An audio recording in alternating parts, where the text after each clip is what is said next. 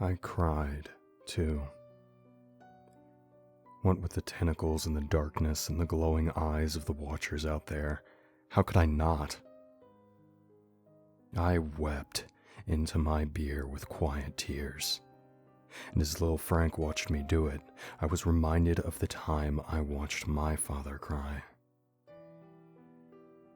He was a large, burly man that cussed, drank too much, fought too much, stank too much, but loved my mother just as well. I'd never thought he was capable of crying. I thought that was something only meant for children or women. But the day my mom went in the ground, he cried. And when he did, it didn't come out in meek whimpers, but howling, gushing torrents. He lay in bed for 3 whole days, and me and Jerry didn't know what to make of it.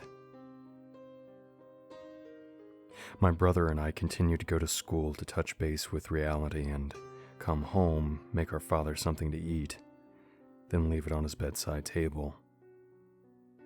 The food there would be gone the following morning.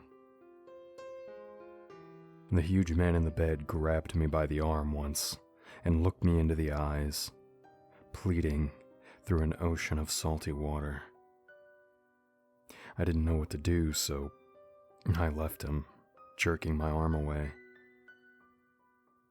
Never was I much the one for expressing grief.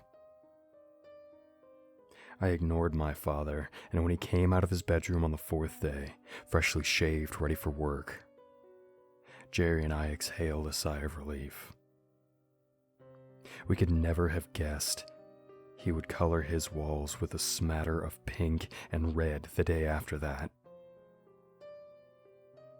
I cried, and I did it through an ocean of salty water. For once, I understood the floodgates of my father. Jerry wouldn't, though. He was far better than even I at constructing that metaphorical dam. "Are we going to die?" asked Jake. "No," snapped Courtney, her face now long dry. I finished my beer in a few quick chugs and flicked the cigarette butt into the empty can. "I don't know what we're gonna do," I said to the knife block on the counter. "We're going to survive," said Courtney. "God, I hope you're right," I replied. "I am. Guess I'm scaring the kids, aren't I?" I asked with a raised eyebrow. "They probably should be. I know I am. I know you are too." Jack pipped. "I'm not scared." "I am," said Frankie. "Sometimes it's okay to be scared, Jake," I said. He bit his lip and his eyes wandered around the room, never fixing on one place. Steve, the mutt, placed his head and forepaws across my ankles as I sat on the floor. His animal eyes flickered back and forth in that way they do, almost as though animals present in a conversation are trying to interpret our words far beyond their diction. "Well, that's enough of that," I said, wiping my eyes and standing. Steve looked at me as though I'd somehow offended him by removing my legs from beneath his head. "Any ideas?" I asked while scanning the room. "I'm literally open to anything." "Well," said Frankie, cocking his head, "we should stop them from getting in." I yawned through my response. "I'm getting tired again. Better pump myself with some of that sweet, sweet coffee." "We've got weapons. We've got the windows boarded up." I looked down at the little boy. "Under normal circumstances, kid, I'd humor you. But it's big boy thinking cap time." "We could try to communicate with them," said Jake. I raised an eyebrow. "Possibly?" I stepped over to the back door, flung it in, and waved to one of the figures out there, moving around the house in open space. "Hey!" I yelled out at them. One of them seemed to take a moment's hesitation, but continued moving in its circular fashion, ignoring my call. "We're lost. You want to help us?" I asked. No response. I closed the door and turned to Jake. "That plan's about as fruitful as I thought it'd be." "We could jump," said Courtney. "See where it goes?" This startled me, and I caught her eye before she twisted in her seat to gaze at the candle on the table. "That isn't the best plan I've heard so far." "Is the car out there?" asked Frank. "That's a good question." I stepped around them and moved to the door on the side of the house nearest where we parked the car.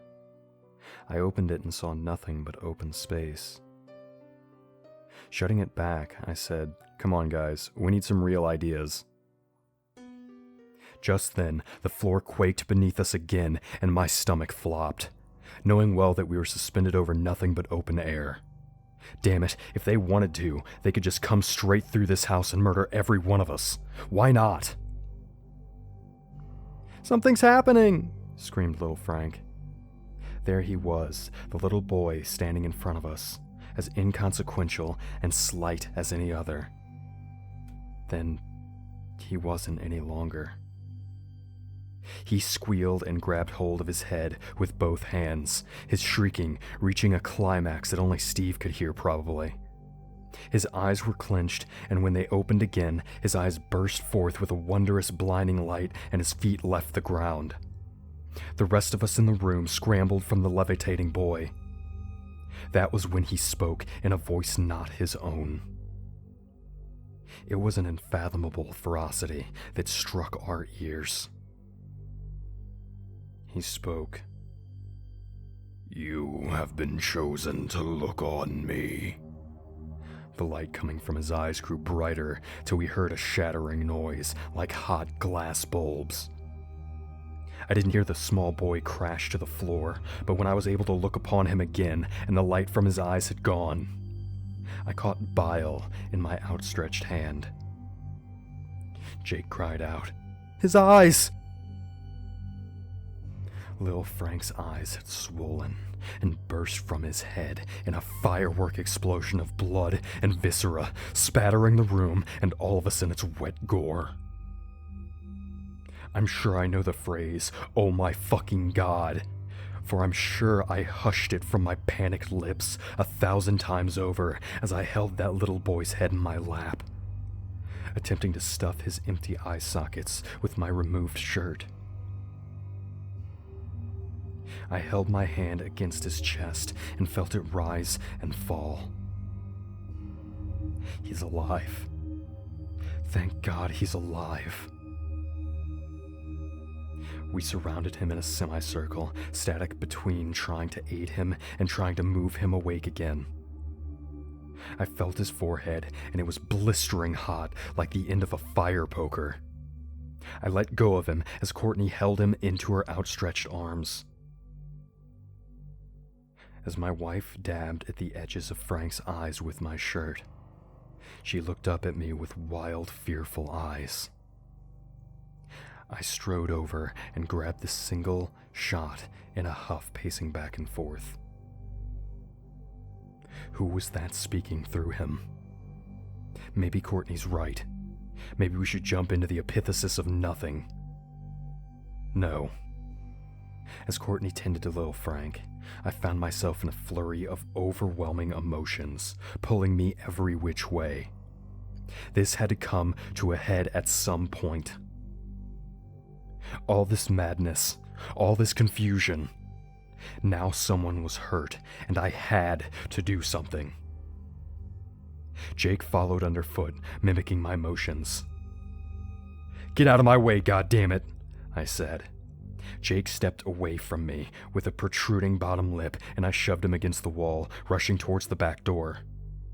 I opened it, fired a shot towards those swirling creatures without really aiming, and slammed the door shut. "Does that make you feel better?" asked Courtney. "Does that make you feel like you can protect everyone now?" I sighed and threw the gun to the floor, falling to my knees and scooching closer to her, huddled over the boy. "I'm sorry," I said. "I don't know what else to do." "We can start by handing me that," said Courtney, pointing to the emergency medical kit. I crossed the room and handed it to her. I watched as she removed the bottle of alcohol and disinfected the immediate area around Frankie's wounds. I grimaced as she removed my shirt from his head to expose the 2 open holes there. There wasn't anything we could do to stop this. We were in the palm of an unjust God. She cradled his head. I looked away, and Steve whined at my feet, scratching at my shoe. Absently, I stroked his ear. An incalculable amount of time passed, and we laid Lil Frank on the couch, wrapping gauze around his head to cover his no eyes. He was feverish and his muscles grew restless, for he moved in his sleep, flailing his arms and legs around sporadically every 30 minutes or so. He spoke in indiscernible mumbles. We waited for him to recover, whatever that meant. Can you recover from something like that? Neither me nor Courtney knew anything about treating a child in such a state. We could do nothing but replace his soaked bandages as they flooded. "You should sleep," said Courtney. "You look rough." "Gee, thanks," I said. Jacob had long since fallen asleep sitting upright near the couch, with his little brother's hand in his own. "I'm serious," she said. "You've been getting agitated more and more. We have to keep a cool head." Her stern expression showed that she only meant to quell the impending doom creeping in all around us. "All right," I said. "But if anything new happens, I'll wake you." Courtney lifted the single shot and walked to the threshold where Jacob and I had taken our watch. I slid over to where Jacob was sit-sleeping, and he shifted before nestling his head against my shoulder. While staring at the dead TV, I was certain I would have a difficult time sleeping. But as I closed my eyes, I was almost immediately taken away.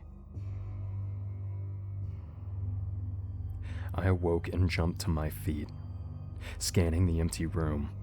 The little boy lying on the couch was gone, and so too were his century of a brother. Alone I was in that horrific dreamscape as I thundered through the house, searching for my family. "Hello?" I screamed throughout the rooms, making as much noise as I possibly could, hoping that one of them would peer around the corner and I would feel the reassuring warmth of their presence. No one could be found. I was alone. Had the Watchers come and taken them while I'd let my guard down? That had to have been the case. I had let them down. I had let my wife down. The boys were gone. Courtney was gone. Sucked into the black void outside. I felt my body grow cold with each passing second. Every moment that I could not find them, my panic stretched to infinity and rubber banded into the back of my throat. I swung the outside doors of the old house open, staring off into the beautiful black space that went on forever in all directions. There were no yellow-eyed Watchers out there in that moment. Just the open air and me. I stepped into the yonder, feeling my hair lift from my head and trail behind me like millions of minuscule tails. I looked on and saw the tendrils twisting from the depths below, holding on to the house above like Atlas with the world on his shoulders. Looking up, I watched the house above disappear, and it seemed like I would fall forever. The wind whipped through my body and sent my feet over my head through the void.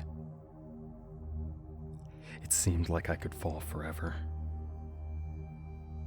Perhaps I already had.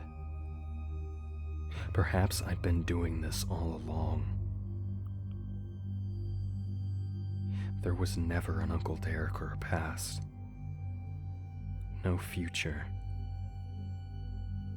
This was the zenith of existence.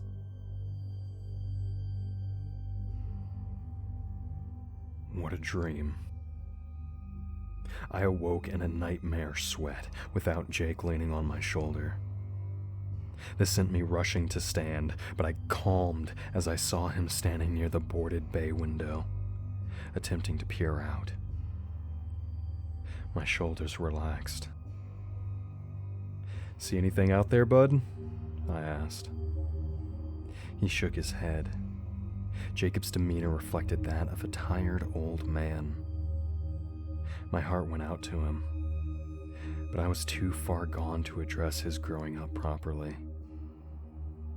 I crossed the room to the threshold, to the kitchen, and saw my wife slumped in the chair there. As I approached, she stirred awake. For a fleeting moment, I felt a flash of hot anger. "You're supposed to be watching for those things out there. What are you doing?"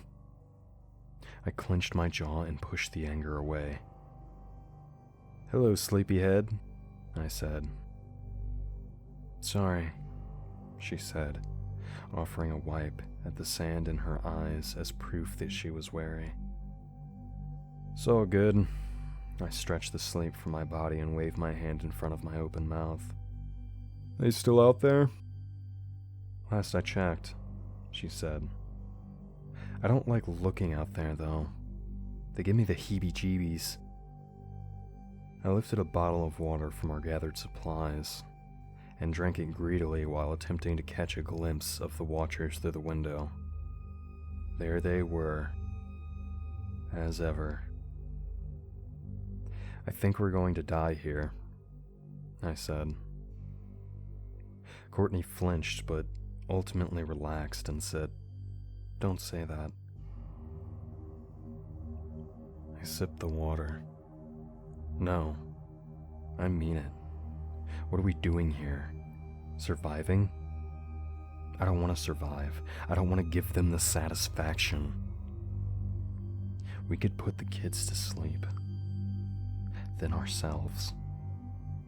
We have enough ammo for that, at least."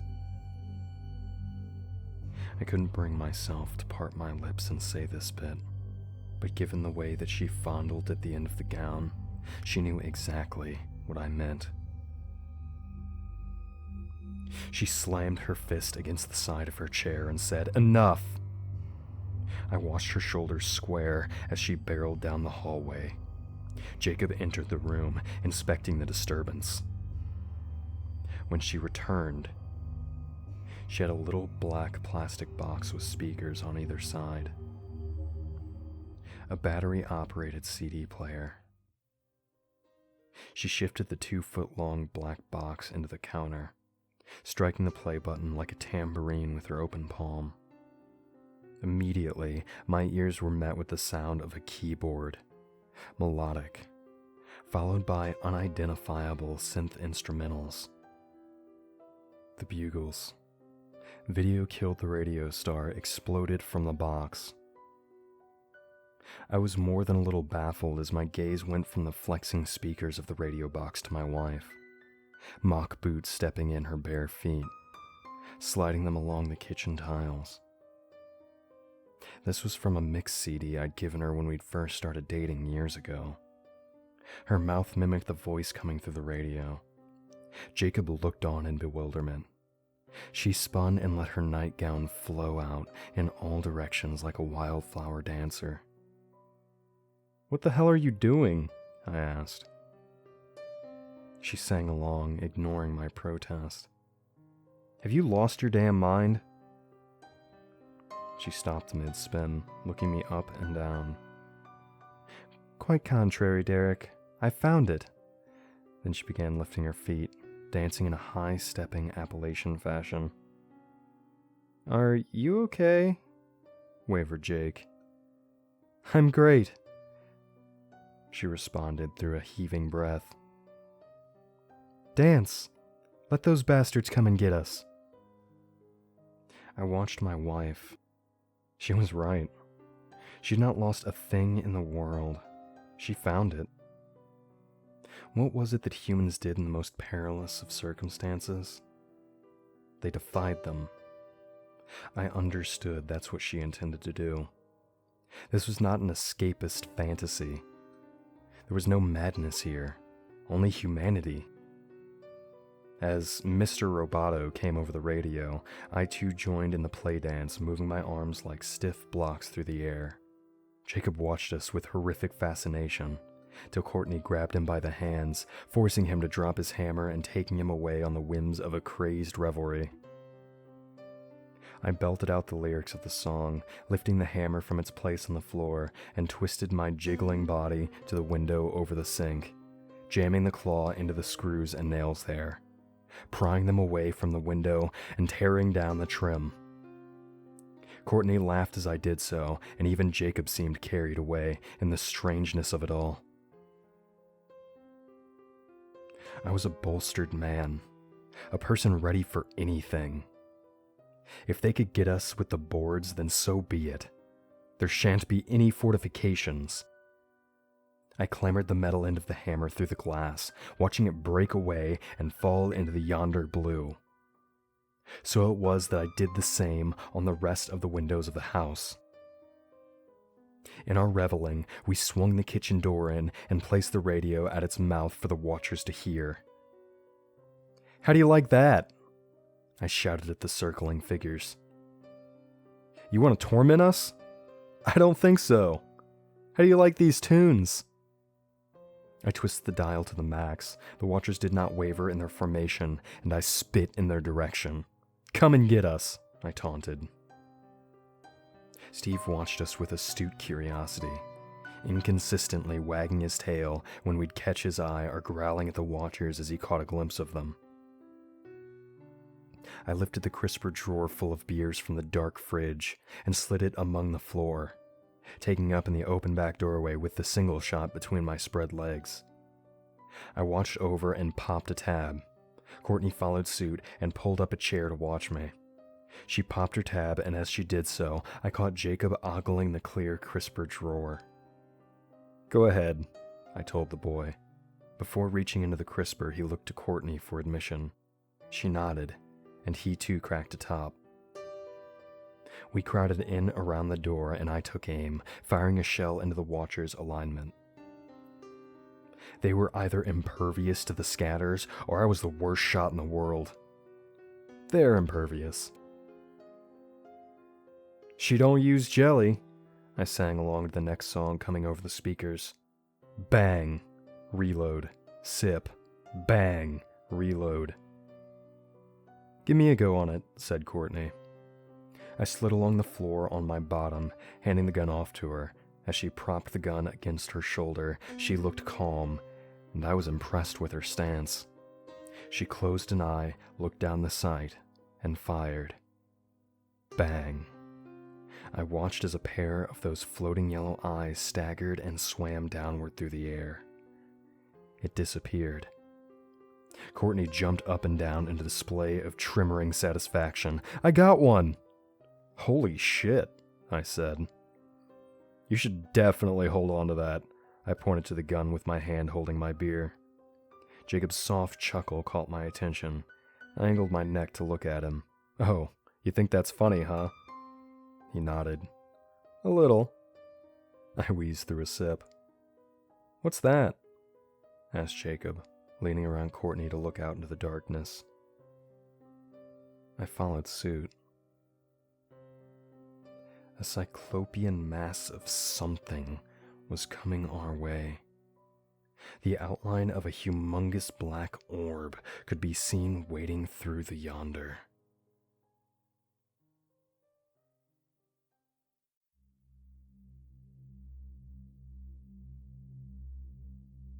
Chronicler here.